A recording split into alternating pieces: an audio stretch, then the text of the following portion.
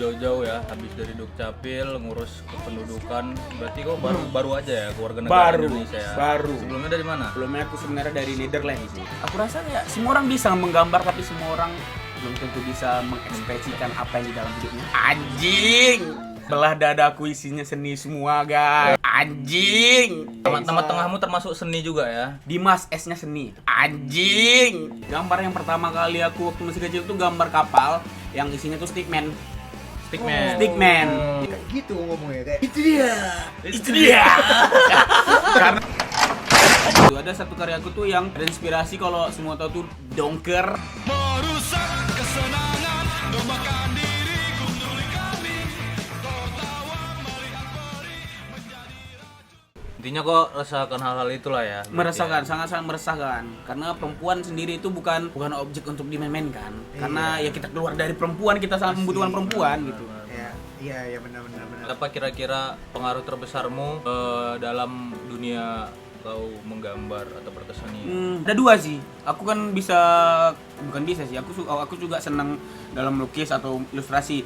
Kalau untuk lukis sendiri, aku tuh paling senang itu sama Robi Dwi Antono dan Dewi Kika. Walaupun dia ilustrator digital, tapi aku ngelihat karya-karya lukis dia gila sih. Untuk ilustrasi sendiri ada M. Faksi, terus ada Dev Levi Holland. Itu aku senang kali sama pointillisnya Dev Levi Holland.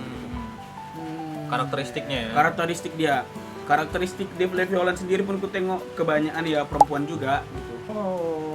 Menggambarkan tentang perempuan dia gitu. Berarti kau banyak belajar dari mereka lah ya? Banyak belajar dari mereka. Banyak mempengaruhimu lah ya dalam karya-karyamu juga? Itu sangat-sangat mempengaruhi aku sih. Karena yang dari aku dulu nol, ya mungkin progres aku bisa 50% lah sekarang. Walaupun nggak sehebat orang itu sih. Iya.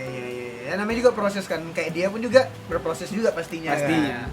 Dan dia pun punya pengaruh juga Iya. ya, yang buat dia terpengaruh dengan karya-karya dia. Ya. Oh, dan satu lagi ada Alan Fajar. Ya, jangan lupa di-follow Alan Fajar juga tuh. Keren Ini, juga Alan Fajar. ini proses kau menemukan orang-orang ini tuh kayak mana tuh? Kalau kalian tahu tuh pena hitam. Nah, pena hitam.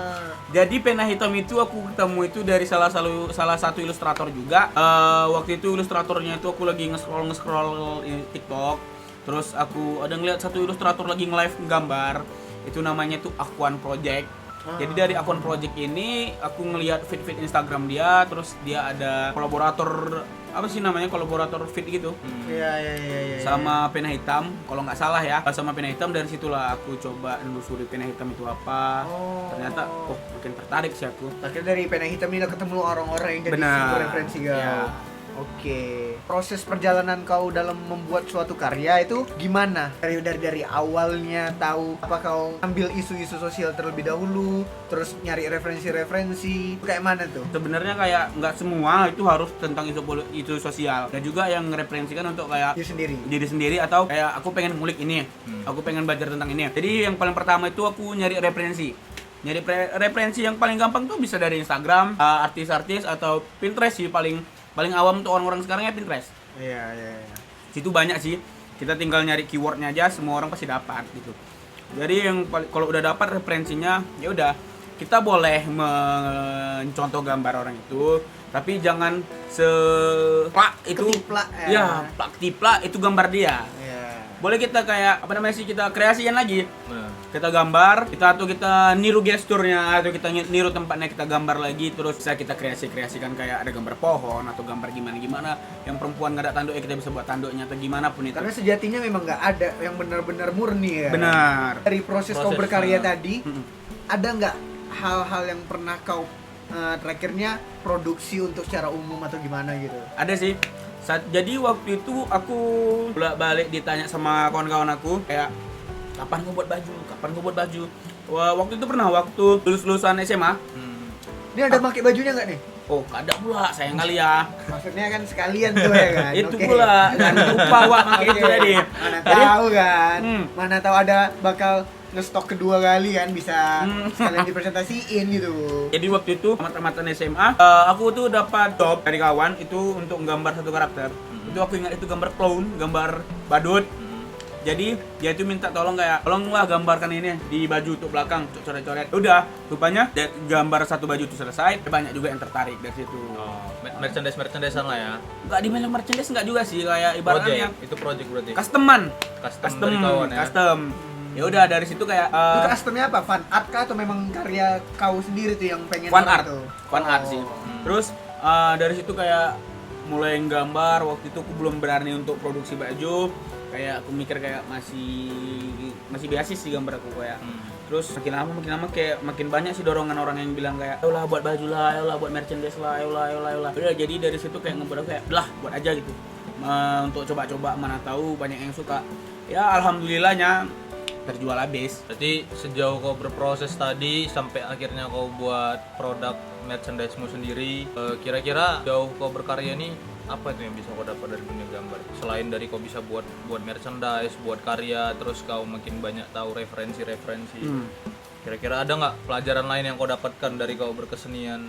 Pelajaran yang paling aku dapatkan itu ya gimana sih caraku yang dulu itu nggak bisa buat ini, terakhir bisa. Atau gimana sih cara aku bisa mengeluarkan tentang ekspresi yang di dalam diri aku, kayak selama ini aku mikirkan tentang ini. Tapi cuman jadi hayalan aja, terus hilang. Ya semenjak aku bisa gambar ini ya aku mikir ya udah aku abadikan dalam kertas. Jadi terus dari situ aku bisa kayak jadi, kalau bilang inspirasi juga enggak, tapi semoga aja bisa. Jadi untuk kawan-kawan aku yang di luar sana ya ada beberapa sih yang memiliki ketertarikan juga kayak, Mas tolonglah ajarin ini. Walaupun aku dibilang bukan basic, aku nggak bisa ngajarin, sama sekali nggak bisa ngajarin. Tapi ya udah ikutin aja gitu. Alhamdulillahnya ada beberapa yang bisa gitu. Karena kita semuanya rata-rata learn by doing ya kan. Belajar dari apa yang kita lakuin. Benar. Jadi kalau disuruh ngejelasin kayak susah kali Ya, gitu. karena basicnya sendiri aku bukan anak seni rupa. Karena juga kalau kita ulik juga, gimana pun orang ngasih tahu kita kayak mana caranya, kita punya cara kita sendiri nyamannya kayak mana gitu. Benar. Jadi Jadi orang yang di luar sana pun punya caranya sendiri, metode sendiri. Tugas orang utama itu cuma jadi trigger untuk diri kita bisa benar. nge-stimulus gimana kayak kita berproses gitu. Benar. Jadi kita juga nggak bisa kayak belajar tentang ngejiplak orang itu benar-benar apa yang dibuat dia harus kita buat gitu. Jadi kita harus ngekreasikan sendiri sih. Biasanya dia gambar kayak gini, metode dia kayak gini, ya udah kita buat aja metode kita sendiri itu. Masing-masing punya metode tersendiri ya, untuk belajar, untuk berkarya dan mencari referensi. Iya. Tapi kalau misal untuk kehidupan kau sehari-hari sebagai Dimas, Akyu, dan sebagai Dimas aja sih. Dimas aja. Akyu, Ya itu Instagram aja ya. Oke. Kalau aku bisa dipanggil Dim, Mas atau Dimas gitu. Ya siapa suruh buat AQ-nya anjing? AQ itu AQ Lasa. Itu dia. Mamas. Mamas pun boleh. Iya. Itu dia. Jadi kalau untuk kau sendiri lah, gimana kau menyeimbangkan kehidupan kau sehari-hari sebagai diri kau sendiri dan sebagai ilustrator itu atau sebagai seniman tuh? Untuk Atau menyeimbangkan tiap hari tuh kayak misalnya kau tuh digencar untuk terus-terus berkarya atau apa gitu, atau Enggak kayak dong. gimana tuh? kalau untuk terus-terusan berkarya ya Misalnya ini ya, contohnya kayak misalnya kehidupan kau sebagai mahasiswa dan satu sisi kau mau membuat karya. Gimana kau menyeimbangkan itu gitu? ya lebih ke bisa mengatur waktu aja. Ibaratkan kalau ada tugas kuliah dikerjakan dulu, diselesaikan aja dulu tugas-tugas kuliah yang jangankan tugas kuliah, tugas-tugas yang lebih penting. Gambar ini hanya sekedar hobi atau jadi job site untuk kita. Ya udah kerjakan dulu apa yang lebih penting daripada ini. Kalau udah selesai, baru boleh kita mengisi waktu luang itu dengan cara menggambar gitu. Iya. Berarti work balance lah ya. Iya benar. Kerjain Jadi dulu apa yang jadi tanggung jawab. benar. Jadi nggak ada yang lagi, bentrok gitu. belum lagi nanti misalnya kau udah kerja tuh ya. Benar. Iya sih. Terus impian aku sih kayak aku kerja nih jadi Punya mudah-mudahan kantor, iya punya lawyer. kantor lawyer gitu kan. Rupanya orang tahu aku juga, oh ini lawyernya seniman juga gitu kan. Dapet juga itu. Asli ya. Asli kan. Terus dari gambar ini ya makin banyak dikenal sih. Itu aja untungnya. Kayak makin banyak dikenal kayak yang aku nggak biasa. sadar lah ya. Nggak sadar aku kayak waktu itu pernah. Jadi aku tuh naruh karya di satu pameran. Aku nggak datang. Tapi orang itu kenal sama aku. Di tag terus nggak di tag aja, ibarat ada kawan aku juga datang waktu itu. Ini si Dimas mana? Dia kawan aku terkejut juga lah kayak, hah? Aku aja nggak kenal dia, tapi kok bisa kenal dia sama aku ya gara-gara satu relasinya pun lumayan ya kalau dibilang dari zaman apalagi karena aku masuk KPI.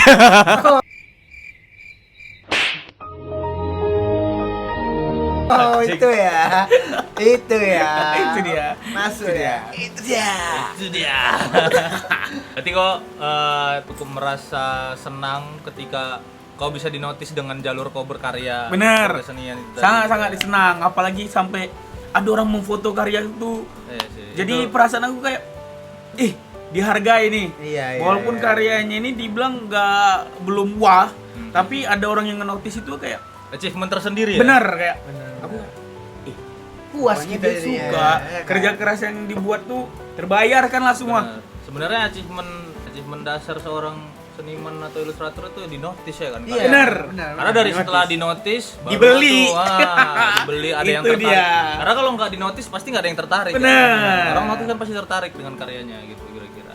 Apalagi kan disayangkan kali kalau di Medan ini masih kecil sih wadah-wadah. Skupnya ya, atau Skupnya orang-orang masih kecil. datang ke event terus kayak beli merch artisnya. Ya, Mereka terkhusus di kan- Kota Medan ya masih Iya, sangat-sangat. tapi kalau misalnya kita cari referensi, ya udahlah kayak Jawa kayaknya selalu terus ada ceritanya. Iya, dulu benar, gitu. benar. Kayak yang baru-baru ini, yang paling dekat ini Jikaf, terus itu ada lagi Doodle Fest Jakarta, Art Jok gitu-gitu. Arjok, yang mana senimannya nggak cuma jual karya, dia jual merch juga kayak stiker, poster dan lain-lain. Dan udah ada pasarnya ya. dan ada pasarnya dan benar. itu kebentuk gitu, orang-orang pada hunting itu kan seru sih kayak Iya, gitu. seru sih. Apa yang bakal pengen nih khusus dari KPI ya, pengen direalisasikan itu art trade sih, kayak maksudnya kita punya karya-karya kita masing-masing, kita ngobrol, kita kumpul, kita tukeran karya Iya, gitu. benar. Untuk kawan-kawan di Medan gitu. Jadi nggak cuman berkarya sendiri pribadi di kamar masing-masing. Benar. Atau kayak berpameran cuman majang karya tapi kayak nggak ada apa namanya Nggak ada manusianya feedbacknya ya, nggak Iya. ada kayak interaksi. Dan untuk kawan-kawan juga yang tertarik semisalnya kayak gitu ya dilihat karyanya, kalau memang tertarik ya dihargai gitu dengan cara beli merchandise-nya gitu kan. Tapi kan karena orang-orang itu cuman takut sama satu hal sih, takut dikritik aja sih. Yang aku tahu tuh ya orang-orang kenapa mereka tuh nyimpan karyanya, takut ngepublis karya dia itu karena Takut akan kritikan. takut dikritik sama orang karena ya memang sih mentalnya itu mental Terpengaruh. kerupuk. Iya, mental kerupuk yang baru didobrak sedikit langsung remuk gitu. Itu sih. Gen Z ya. Gen Z kali padahal sih. itu proses Sandwich. ya. Ya. Udah Gen Z sandwich. Ya. Iya. Itu dia. Oke Mas, kira-kira nih kalau misalnya kita berbicara Makasih ke ya depan. kalau udah datang. Udah nih. Kita berbicara future nih, masa depan. Kau punya nggak gambaran untuk karya kau tuh? Ada nggak satu karya yang pengen kau ciptain yang jadi impian kau dari dulu tuh kau pengen buat karya yang kayak gini gitu? Ada sih. Aku tuh paling pengen itu ngebuat karya tuh yang gede, segede Harapan orang tua. itu gede kali. Oh, gede kali. Jadi aku pengen ngebuat karya tuh yang ukuran tuh 5 meteran. Terus gambarnya itu tentang karakter-karakter yang aku buat tapi dalam bentuk realis. Oh ikut aja. Oh, Wah! Walaupun memang bisa berkuasa, iya. tapi dia nggak bisa kuasa 7. Kenapa gitu? Karena dia cuma bisa berkuasa. Izin minum lah ya. Capek juga kan Mata kali ngobrol izin kan. Itu medianya apa? Kanvas sih. Oh kanvas. Kanvas sih. Dan 5 meter. teknik pengerjaannya itu apa tuh? Ah. Ya dia melukis. Oh, kalau Sama satu lagi hal yang paling pengen aku buat itu kayak ilustrasi aku di notice sama band yang memang band yang aku suka kayak Dongker gitu. Terus dijadikan cover album. Itu mimpi. Buat Dongker langsung aja Kontak. cek Instagram Dimas Dimas AQ, langsung kontak DM suruh collab. Tapi dia udah sama Dwi Kika. Payah jadinya. Masih bisa. kan nanti ada bakal keluar lagi nanti Iya. selanjutnya kan. Ini setelah Serius Nicis bakal ada lagi album baru. Oh iya. Heeh. Mungkin nanti judulnya Biru-Biru Maghrib kan? Biru-biru maghrib bisa Dongker hubungi Dimas AQ. I'm here to tell you right now, we don't care. Let me tell you, we don't care. Nah tadi kita lanjut ke karyamu yang mau kau buat tadi 5 meter itu kan. Apa yang mau kau ilustrasiin, yang mau kau gambarin di situ? Ya karakter-karakter aku sendiri dalam bentuk yang lebih realis. Biasanya aku tuh lebih ke pop art sih. Pop art. Lebih ke pop art karena aku kan nggak ngerti tentang warna. Jadi aku cuma paling ngeblok aja. Ngeblok baru ngasih outline terus bertegas dari garis-garisnya aja gitu. Ya aku pengen ngepelajari tentang realis itu sendiri karena ngelihat realis tuh kayak kok bisa ya gitu. Iya. Kok bisa Seni-seni gambar klasik ya. Iya, kok bisa gambarnya tuh kayak ibarat keluar dia dari kanvas itu. Padahal itu yang bukan 3 dimensi. Gambarnya itu 2 dimensi, tapi bisa lebih nampak realistis gitu. Jadi untuk kawan-kawan stay tune aja di Instagram Dimas Akila karena Iya. sebentar lagi dia bakal nyiptain Oh, sebentar lagi ya. Mungkin jam 8 malam nanti udah keluar. Tanpa sadar Dimas Akila tapi telah membawakan kanvas Oh, ukuran tiba-tiba live painting di sini ya. Nah, ini dia sesinya. Tapi kok misalnya nanti ke depannya nih, adalah kesempatan kau untuk berkarya sama seseorang, kau pengen collab sama siapa? Dwi Kika. Kenapa? Asli. Jelasin. Karena aku tahu pop art itu nggak tahu sih ya si Dwi Kika ini memang pop art atau gimana, tapi memang aku benar-benar kayak terinspirasi vlog dari dia. Dari gambar-gambar alien dia. Terus aku sangat benar-benar kayak kagum sih sama yang kalau kalian tahu di cover atau bukan cover sih, di MV-nya Morfem, di situ ada gambar-gambar Dwi Kika. Itu tentang anomali-anomali alien-alien di situ. Itu gila sih. Kayak Gambar-gambar humanoid gitu. bener kayak kok bisa sih gambar manusia kayak gini, kayak inspirasinya itu dari mana gitu. Yang aku lihat sih dari inspirasinya itu dari komik-komik zaman dulu. Oh. Komik-komik kayak Six and Raka, komik-komik yang gimana. Goretannya kayak gitu. Bener. Ya? Jadi dia tuh warnanya itu dia nggak terlalu mencolok tapi enak dipandang gitu. Aku Komik nengok- Marvel gitu. Iya bener, kayak komik Marvel kayak. Makanya aku pengen kali sih collab sama Dwi Kika. Ya mudah-mudahan aja suatu saat. Amin. Tolong Bang Dwiki di notice ya, jangan Notice. jangan sibuk aja pameran di Jogja sana. Tolong ya lah dirangkul lah. Ngobrol aja dulu. Ngobrol dulu ya. Iya, ngobrol sama kunci dia. utama kayak hubungan lah ya kan. Iyalah. Kunci utamanya apa? Ya obrolan. Obrolan. Komunikasi. Bagus sobat kau ya. Oke, itulah ya Selain kan. Dwi Kika, kira-kira siapa lagi? Gak mungkin cuma satu dong collab. Ada sih. Aku pengen kali tuh kayak collab tuh sama Dev Levi Holland. Terus- Dia tuh siapa? Dia tuh siapa? Dev Levi Holland itu ilustrator yang ciri khas dia tuh ya pointillis. Bener-bener Oh, yang tadi pointillisnya tuh itu ya, ya, oke. kok dibilang plak itu pointillis semua gambar-gambarnya. Oh. Kayak semua tuh gambarnya tuh pointillis. Kan ada juga yang orang kita bisa tahu siapa artisnya itu dari goresan atau arsiran dia. Dari tekniknya bukan Dari karakternya. tekniknya, iya. Kayak Aaron Horke yang Surrealism. mendetail, Iya, surrealism. Itu surrealism itu memang kayak bukan manusia sih. Bisa sedetail itu gambar dia. Enggak hand deh, Bro. Iya itu kita nggak tahu sampai bisa di ronsen tangannya itu udah gak bengkok. Iya. Oh, gara-gara gambar. Garing ingselnya. Ya lari yang salah. Dia bener-bener kayak sedetail itu nggambar. Iya sih. Nengok sketsanya aja kayak udah ini kayak kok gak mampu udah selesai nih. Tapi itulah orang-orang yang berhasil tuh ya karena sepengen dan seingin itu dia sama apa yang dia mau. Iya benar. Makanya berkorbannya habis-habisan gitu. Waktu ya. Waktu, nggak cuma waktu sampai terakhirnya tangannya Iya, kena. iya. Tapi Kalau itulah. kalau Bapak berapa lama? Apa nih? Kalau dalam pengerjaan karya gitu. Tiba-tiba jadi host kok ya. Ya, kan dalam sesi podcast itu kan ada timbal balik Oke. gitu. Kalau misalnya aku ya. Kalau aku berkarya tuh Gak siap dia anjir. iya tiba-tiba ya kan kaget awak nih. Aku kan co-host kan, dia hostnya. Nah ini narasumber nih tiba-tiba kan. Tapi kalau misalnya aku sendiri ya, aku berkarya itu kalau misalnya untuk satu karya itu mungkin kayak seminggu atau paling cepat itu ya 3 sampai 2 hari lah itu paling cepat itu. Udah jadi muscle memory sama aku, karakter aku tuh kayak mana untuk perwujudan gestur dan lain-lainnya. Jadi kayak ketika aku mulai menggambar tuh udah tahu nih positioning tiap anatomi itu aku mau buat kayak mana. Jadi lebih cepat ya karena ya aku dengan ngerasa secepat itu aku ngerjain karya gitu. Tapi tergantung ukuran juga sih. Kalau misalnya kayak ukuran yang semeter mungkin bisa sebulan. Tapi kalau misalnya kayak yang baru-baru ini kan aku masih giatnya di digital terus nih. Itu paling cepat 2 sampai 3 hari tuh selesai karyanya gitu. Ya sih sejauh ini aku juga pengen belajar tentang digital. Karena aku masih manual, tradisional lah, gambar-gambar tradisional. Iya, tapi itulah fundamental awalnya itu kan. Jangan tiba-tiba loncat ke digital gitu kan. Ya itulah bekal dari tradisional itu nanti ketika kau kena digital nggak kaget tuh apa aja yang terakhirnya harus kau explore di digital gitu. Buat kawan-kawan juga jangan terlalu sepele sama yang digital karena digital tuh sulit juga loh. Iya. Karena waktu itu aku coba untuk digital ya aku masih kewalahan karena aku belum tahu beras-berasnya atau warna-warna yang mereka pakai gitu. Benar. Ya jangan sepele lah sama orang, kuncinya gitu aja. Tapi kalau misalnya untuk nanya lagi nih ya sama si Bayu lah, kalau kau lah proses kau berkarya itu berapa lama lah untuk satu karya gitu terjadi satu karya? Biasa kalau untuk proyekan tuh 3 hari bisa kelar.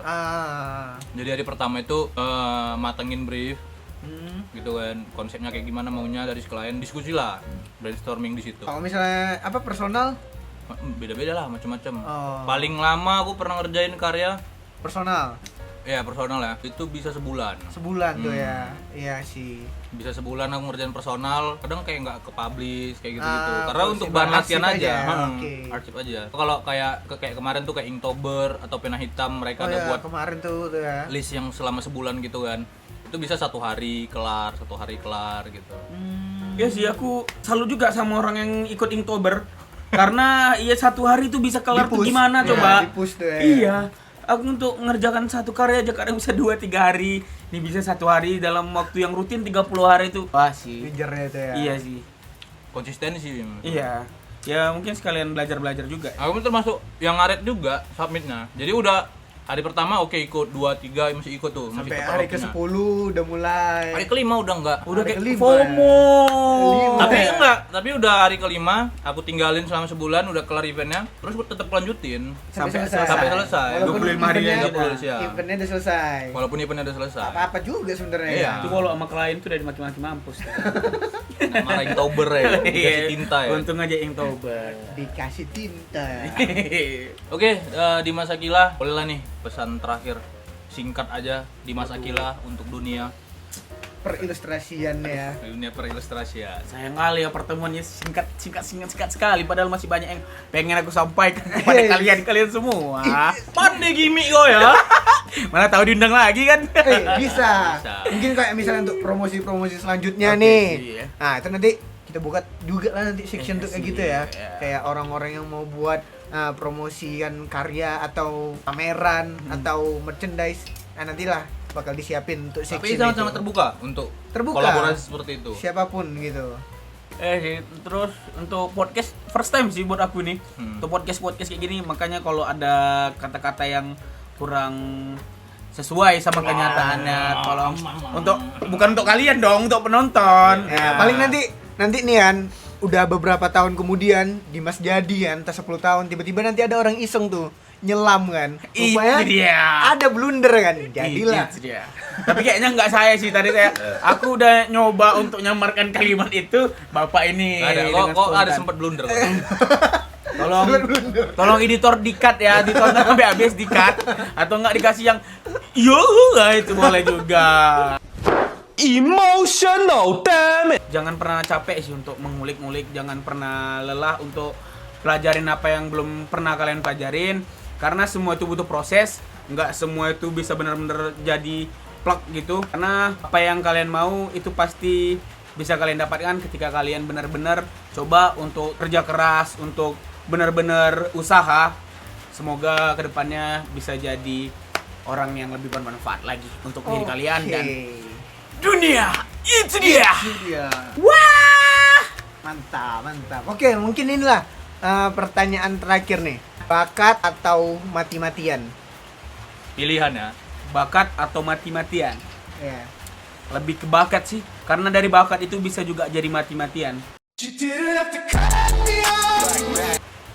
Boros. Lebih boros karena karena bakat yang lebih kita kerjakan dengan cara yang lebih serius. Ya kita nggak tahu waktu ada loh orang yang kerja di kafe tiba-tiba mati pagi-pagi gara-gara dia ngerjakan deadline. Bakat atau mati-matian itu nggak bisa dijauhkan dari kehidupan sehari-hari. Iya. Karena ya, itu saling bergandengan dan saling Melengkapi lah. melengkapi. Oke. Berarti kau termasuk orang yang lahir dari bakat di dunia gambar ini. Lahir dari ibu sih.